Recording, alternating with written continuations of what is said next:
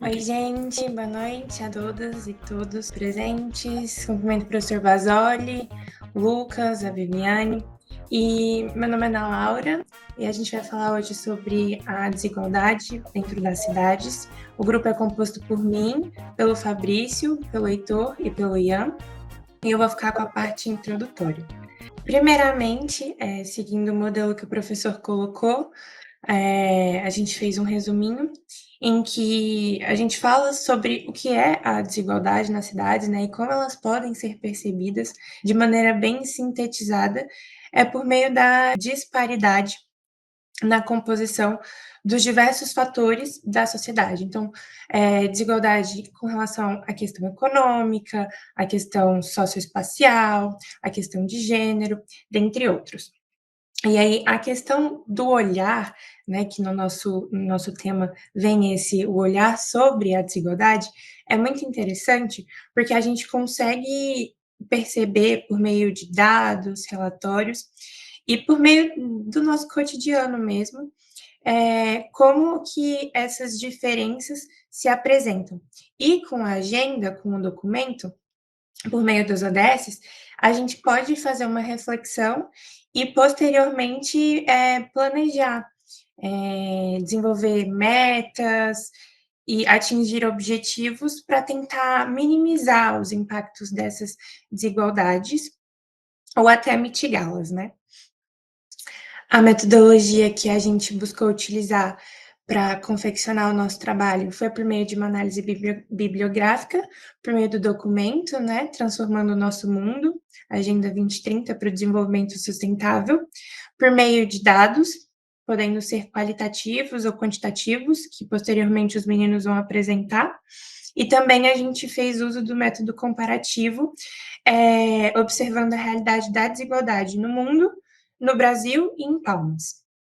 E aí, aqui, a gente fez uma análise dos ODS. O principal é o 10, que fala sobre a redução das desigualdades dentro dos países e entre eles, entre os países em desenvolvimento e os países desenvolvidos. E alguns ODS que a gente percebeu que se correlacionam, que é o 1, com a erradicação da pobreza, o 8, com a busca de um trabalho decente e crescimento econômico, porque a gente vai perceber que grande parte dos problemas que advém da desigualdade é por causa da diferença socioeconômica das pessoas. E, por fim, a busca pela paz, pela justiça e por instituições que sejam capazes de mitigar esses problemas. Boa noite a todos e a todas. Falar um pouco sobre a Constituição, a perspectiva constitucional do direito e como o contexto histórico, né, gerou essa legislação e como que isso se dá na prática. Bom, eu acho que todo mundo aqui já deve ter citado o artigo 5º da Constituição, né, na redação do Enem. Todos são iguais perante a lei, sem distinção de qualquer natureza, e garantir aos brasileiros e estrangeiros também os direitos fundamentais, a vida, a liberdade, segurança, e essa parte da Constituição Federal, eu vejo que ela é muito inspirada nos direitos humanos e nos direitos fundamentais também. E os direitos fundamentais também são direitos humanos positivados no nosso ordenamento jurídico, né? E tem esse caráter amplo, esse caráter universal, que vão garantir as necessidades básicas de cada cidadão ou estrangeiro dentro do nosso país. Bom, conceito de desigualdade. Eu gosto de conceituar em duas vertentes. Uma é a disparidade, né, a diferença de direitos, de acesso aos direitos e às instituições do poder público, e também a questão do viés econômico, que a gente sabe que existe a concentração de renda no nosso país, E, bom, a gente vê que grande parte da desigualdade é porque as pessoas estão, poucos têm muito, né? E geralmente quem tem o dinheiro também tem o acesso às instituições, né? As pessoas que conseguem acessar o poder judiciário, né? Entrar na justiça, entrar no processo. Então, o direito e a economia, né, nesse sentido da concentração de renda, estão muito ligadas a esse poder.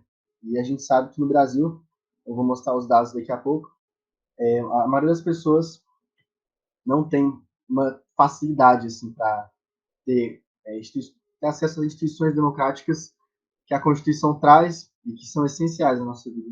Bom, e como eu citei essa influência do direito internacional, né, da ONU, dos direitos humanos fundamentais, o Brasil tem como uma das missões erradicar a pobreza e marginalizar. E, assim, cada vez mais a gente vê que o texto constitucional é muito interessante, mas na prática nem sempre é efetivo, né? Essa erradicação da pobreza, essa redução da desigualdade social também, apesar de que o texto constitucional diz que é missão do poder público, das pessoas, trabalharem para erradicar, né, para reduzir a desigualdade.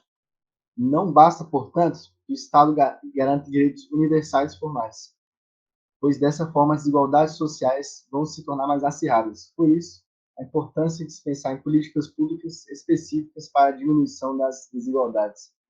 Ou seja, a gente vê que não é só uma questão assim de você fazer caridade para o próximo, não. É uma questão é o que a nossa Carta Magna, que é a lei máxima do Brasil, determina que o poder público tem essa obrigatoriedade. E aí eu queria trazer um conceito também de igualdade material e igualdade formal. Bom, a igualdade material, ela consiste basicamente no que na prática de como que a, a lei pode ser efetivada, certo? Essa diminuição da desigualdade pode ser efetivada. E a igualdade formal é o conceito que a Constituição traz, né, que as leis, as diretrizes, né, os ODS trazem, que assim, existe uma lei expressa, escrita, de que tem que reduzir a desigualdade. Porém, na prática é totalmente diferente, né?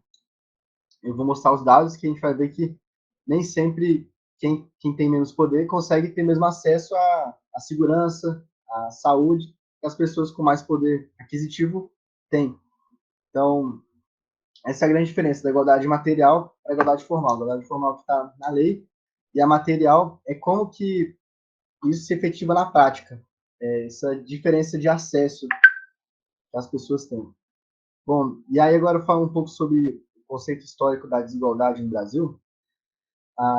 Nós somos colônia e esse colonialismo gerou várias sequelas, vamos dizer assim, porque o Brasil, apesar de ter se tornado independente, né, nossa história, nosso tudo tem uma certa influência.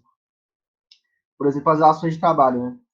A gente pensando sobre a época da escravidão no Brasil, né? Era um trabalho totalmente violento, certo? Era um trabalho assim que não existiam direitos humanos, né, na época que existia escravidão no Brasil. E aí era uma coisa extremamente violenta. E aí depois a escravidão foi abolida, e eram direitos humanos. Porém, esse processo de formação ainda guarda alguns vestígios, gerando desigualdades sociais, econômicas, nas relações de trabalho. Então, o direito se preocupa muito com isso, a gente colocar várias leis que tentem assim, reverter, né, essa desigualdade, tentem reverter esse processo de escravidão que o Brasil teve, né? Mas é um longo caminho e nós não estamos lá ainda. Então, assim, é uma coisa que demora tempo, né? O acesso à justiça, à educação, à segurança demora bastante. E aqui eu trouxe uns dados. Primeiro, uma pesquisa da FGV, 2023, que as desigualdades se acentuaram após a pandemia. Eu acho que é uma coisa que muita gente viu, né, que escancarou, não só no Brasil, em vários países, né, por exemplo, nos Estados Unidos, lá não tem um sistema público de saúde, né, como nós temos aqui, e a gente viu que quem tem dinheiro consegue pagar um tratamento, e quem não tem não vai. Então, quando a pandemia estourou nos Estados Unidos, isso ficou bem escancarado, né? Eu lembro que por um tempo foi o país que mais teve mortes por causa disso. Quem tem o poder, a concentração de renda, é acesso a instituições, né, a saúde, que as pessoas com menos renda não têm. No Brasil, apesar da gente ter o SUS, que realmente ajudou bastante na distribuição das vacinas e tudo, a desigualdade está presente nos dados também. Outra pesquisa da Folha de São Paulo, que 47,3 milhões de brasileiros terminaram o ano de 2021 na pobreza, equivalente a 22,3% da população. E, por último, a pesquisa do IBGE, a parcela de 1% dos brasileiros mais ricos ganha uma renda média mensal 32,5 vezes maior que o rendimento da metade mais pobre da população do país. Ou seja, dados que mostram como ainda há uma disparidade de acesso à saúde, segurança, e como quem tem mais dinheiro consegue ter esses benefícios. Assim. Boa noite a todos. Focando agora um pouquinho mais em Palmas, né, no nosso município. No ranking apontado pelo Instituto Cidades Sustentáveis, Palmas é a quarta capital com o melhor índice de redução da desigualdade social, né? A Palmas tem uma nota de 55,09, que é considerada uma nota média, e esse estudo analisa o desempenho de todos os municípios brasileiros, né? E nesse contexto, Palmas está na 60ª, 55ª posição, mas das capitais ela é a quarta.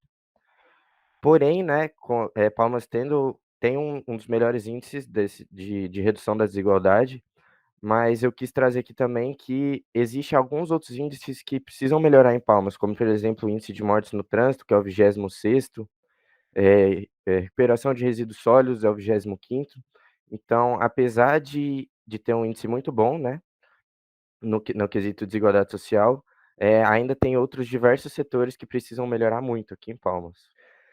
Esse gráfico que eu trouxe está no site Cidades Sustentáveis, que você consegue pesquisar todas as cidades, todos os municípios brasileiros, e nele a gente consegue ver que, juntamente com os ODSs Vida na Água, Água Potável, o ODS de redução das desigualdades aqui em Palmas está muito bom, está ali quase equiparado, né? Então, podemos ver que o trabalho feito aqui em Palmas está surtindo efeito.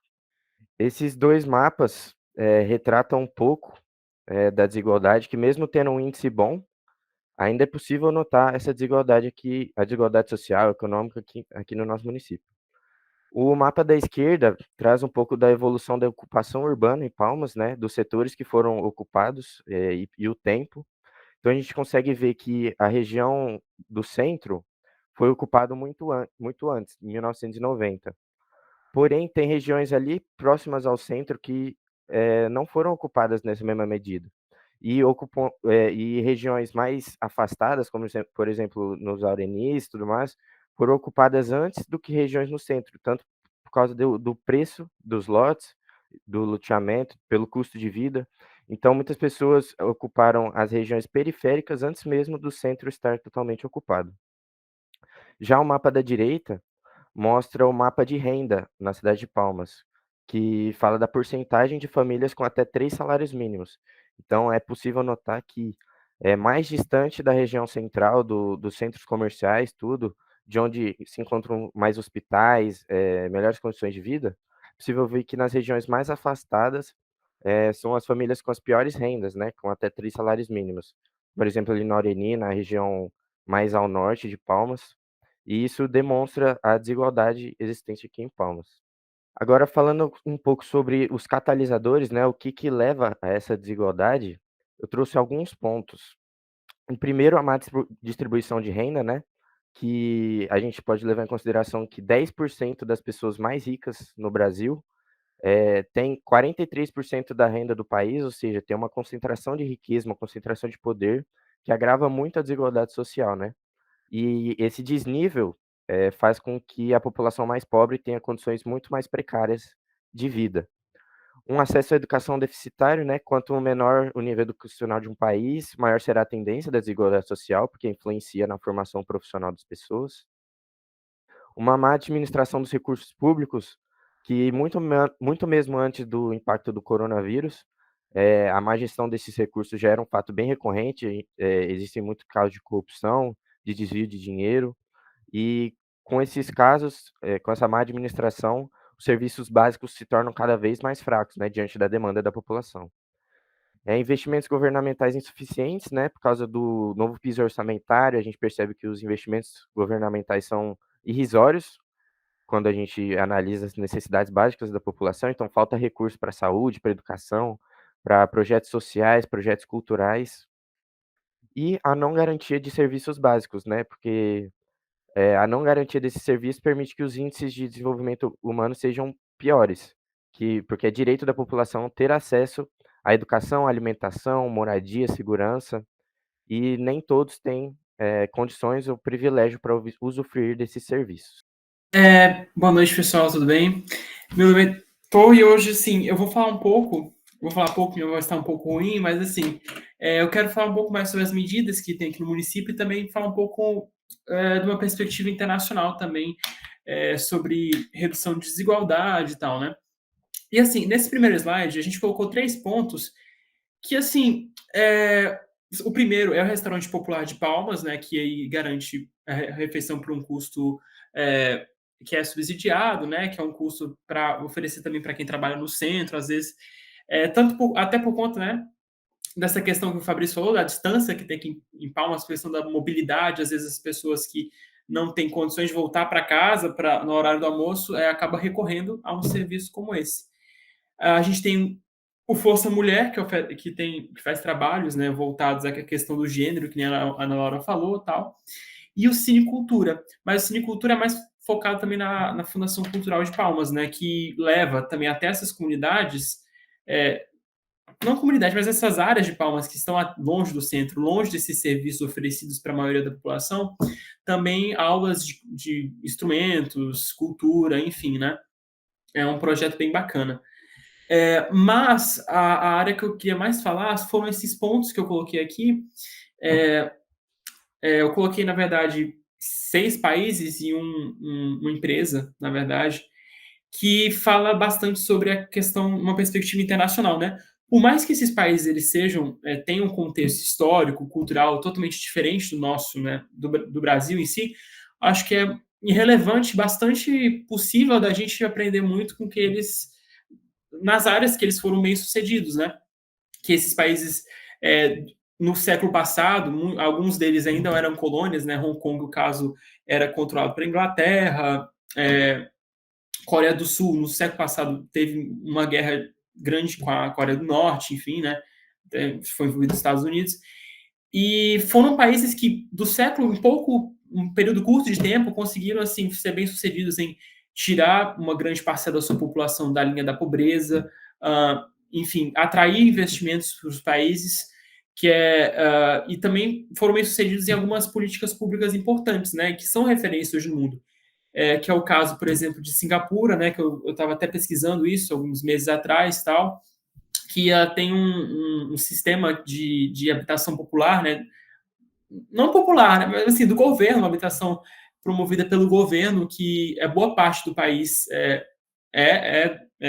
tem esses apartamentos, por conta até mesmo da questão geográfica, que é um país pequeno. Então, o governo ele promove essa moradia popular que oferece para a maioria da população e ela se destaca por conta da qualidade da moradia em si, né? A gente tem o caso da China, né, que hoje é uma das maiores superpotências econômicas do mundo, né? Hoje, provavelmente, tem o maior poder industrial do mundo e que nos anos 70, 90 não tinha nem 1% da força que tem hoje, né? E que, querendo ou não, né, enfim, tem muitas críticas, né? Algumas pessoas podem fazer crítica à questão, enfim, política do país, tal, mas querendo ou não, foi um país que foi bem sucedido nessa proposta que ele teve de retirar uma boa parcela da sua população da linha de pobreza, enfim, que ela estava. Enfim, e eu também trouxe a BIC, que é o Bjarke Ingels Group, que é um escritório de arquitetura dinamarquês, que ele é focado exatamente nessa questão da habitação e de reimaginar as nossas cidades, né? Não só a habitação em si, né, mas também os espaços públicos que a gente habita, os espaços compartilhados em si. E o que é importante, né? Porque, querendo ou não, a cidade, o espaço físico em si, ele tem uma influência muito grande em dividir as parcelas da população, em oferecer determinados serviços, né? E esse escritório, ele teve um início, tem até vários documentários sobre ele, que ele já fez várias palestras e tal, que ele teve um início projetando habitações populares na Dinamarca, por mais que seja uma realidade diferente, mas dá para trazer também para mercados como Brasil, América do Sul, enfim, países em desenvolvimento, essas perspectivas, né? Também reimaginando os espaços públicos, né? Enfim, então são exemplos que eu acho que a gente pode aprender com países que antes, há pouco tempo atrás, poucas décadas, né? Quando a gente fala em período de desenvolvimento de país, né? É pouco tempo, que foram bem sucedidos em diversos fatores, né? Que foram desenvolvendo essas políticas públicas e que eu acho que dá para a gente trazer também um pouco para a realidade brasileira, né? Aprender um pouco com eles. Obviamente, nem tudo são flores, né? Alguns fatores ainda são de melhora e tal, mas, enfim. E só para finalizar, eu trouxe aqui um filme, na verdade é um mini documentário, O Ilha das Flores, que foi feito pelo Jorge Furtado em 1989, mas que ele ainda se apresenta bastante atual, né? Para essa discussão que a gente está fazendo aqui sobre desigualdade, cidade e tal, e que ele tem apenas 13 minutos, mas acho que ele resume bem, né, essa questão do mercado, enfim, de como funciona o mundo, as trocas econômicas, né? E eu acho que ele faz uma metáfora, uma alegoria, ele mistura um pouco de montagens, cenas pensadas e também cenas documentais, né, gravadas na Ilha das Flores, em Porto Alegre, né? E ele é basicamente um filme que mostra uma desigualdade, né? Que por mais que foi gravado ainda na década de 80, ele se apresenta bastante atual. Então ele tem no YouTube completo, quem tiver curiosidade para ver, é bem interessante. Eu incentivo a busca. E foi isso, pessoal. Eu espero que vocês tenham gostado e se o professor, a Viviane, o Lucas tiver alguma consideração a fazer, estaremos abertos.